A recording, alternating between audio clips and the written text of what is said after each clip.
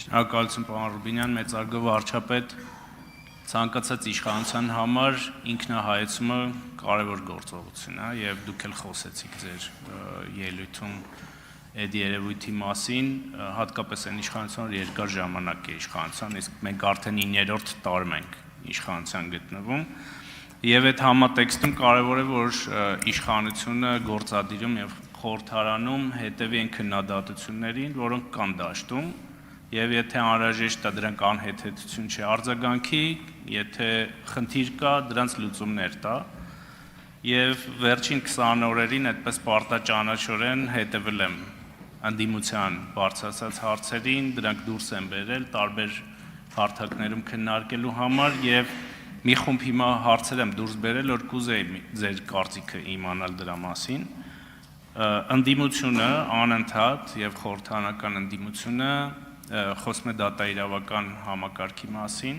եւ հատկապես խոսում է մի քանի երևույթների մասին, օրինակ անմեղության կանխավարկածի ինստիտուտի ոտնահարում, կալանքը որպես պատիժ օգտագործում, խոսում են դատավորների մասին, որոնք ըստ նրանց այդպես ընտրվել են, որպեսզի իշխանության համար որոշումներ կայացնեն։ Ակնհայտ է, որ այստեղ կարող են լինել եւ մանիպուլյացիաներ, բայց նաեւ կարող է լինել ճշմարտություն, որին մենք պետք է առերեսվենք։ Դուք դատաիրավական համակարգի բարեփոխման մասին խոսեցիք, կուզեի այս երևույթների մասին անդրադառնանք եւ արդյոք այստեղ գործադիրը անելիք ունի սրա հետ կապված։ Ես այդ երևույթի մասին խոսել եմ ինքս մի քանի առիթներով, որովհետև երբ որ 2018 թվականին կառավարության քաղաքական դիրքորոշումը եղել է հետևյալը, որ գործադիրը գործ չունի դատական իշխանության հետ եւ դատական իշխանության նկատմամբ ազդեցություններ գործադրելու հետ եւ մենք հրաժարվել ենք այդ գործելակերպից, իրականության մեջ ինչ է տեղի ունեցել։ Եղել են շրջանակներ, որոնց ես անվանում եմ մաֆիոզ շրջանակներ, որոնք ասել են, «Էս ինչ լավ է»։ Գործադիրը հրաժարվում է դրանից, եկեք գնանք մենք այդ նիշան զբաղեցրենք եւ զբաղեցրել են։ Ես ասում եմ 2026 թվականի խորհրդարանական ընտրությունների նախընտրական քարոզարշավում իմ ամենամեծ բարդությունը եղել է պատասխանել մարդկանց հետեւյալ հարցերին. ինչի է այս մեկը ազատության մեջ, ինչի է մեկը ազատության մեջ, ինչի է մեկը դատված չի, եւ այլն եւ այսպես շարունակ։ Եվ ինձ համար դժվարություն է բացատրել, որ ժողովուրդ ջան, դա ինձ հասցեագրված հարցեր չեն։ Մենք դատաիրավական համակարգի բարեփոխումների համար մաքսիմալը արել ենք, բայց հիմա պարզվում է դրանք ինձ հասցեագրված հարցեր են, եւ բայց խնդիրն է չէ, որ դրանք հասցեագրված են այդ հարցերը։ Խնդիրն է նա, որ Հայաստանի Հանրապետության ժողովուրդը, որ իշխանության կրողն է, ունի հարցեր, որոնց պատասխանը պետք է ստանա։ Այսօր խոսում են քաղաքական հետապնդումների մասին։ Ես խոսում եմ քաղաքական չհետապնդումների մասին, որտեղ մարդիկ կան, ես չեմ հասկանում, լավ, ես այս ամբիոնից էլ եմ ասել։ Ես կոնկրետ դեպքերով ասեմ, ես չեմ կարա բանանեմ, հավատամ, որ ինչ որ մարդիկ միջև հիմա պատասխանատվությունից խուսափել են այն պատճառով, որ դատաիրավական համակարգը արդար է։ Իրանք ընդհակառակը պատասխանատվությունից խուսափել են այն պատճառով, որ այդ կոռուպցիոն կապերը շարունակում են մնալ։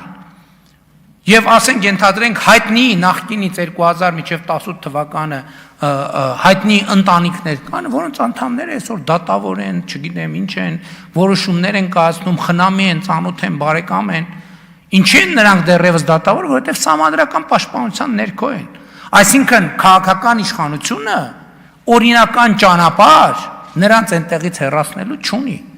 Եվ սրա համար է նաև, որ ես ասում եմ, սահմանադրության, նոր սահմանադրության ընդունմամբ պետքա բոլոր դատավորները ստանան դատավորի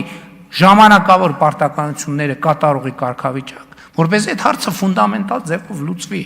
Այսօր ես պատասխանատու ասում եմ, Հայաստանում դատական համակարգը սպասարկում է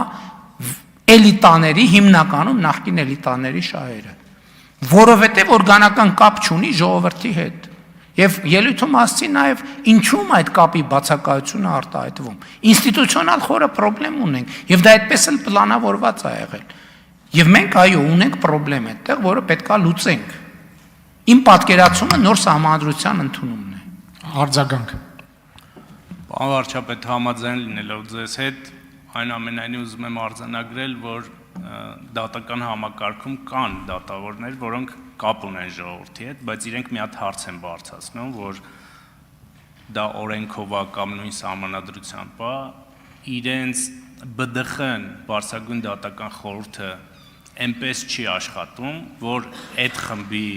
բարձրացած հարցերը տեղ հասցնի, որովհետև ասում են քննչական մարմինները հնարավորություն ունեն այդ հարցերը բարձրացնելու դատախազություն ունի, ԲԴԽ-ն այն գործիքները չունի կամ կարող է լավ չի աշխատում, որ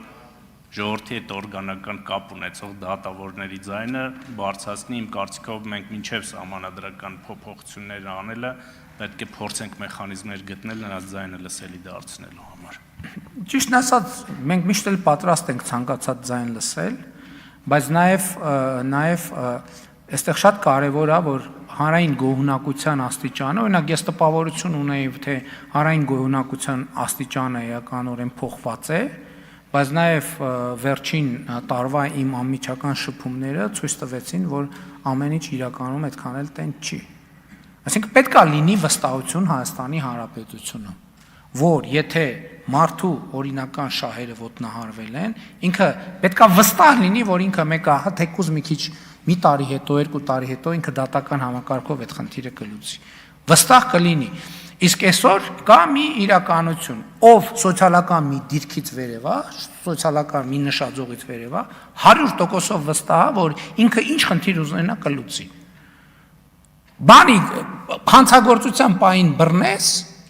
կգնա կարդարացվի, կամ առնվազն այնքան կձգեն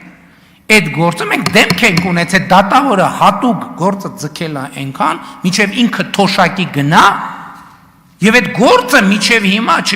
ամբողջ Հայաստանի դատական համակարգը խնդրի առաջ է կանգնած, չգիտի այդ խնդիրը ոնց լուծի։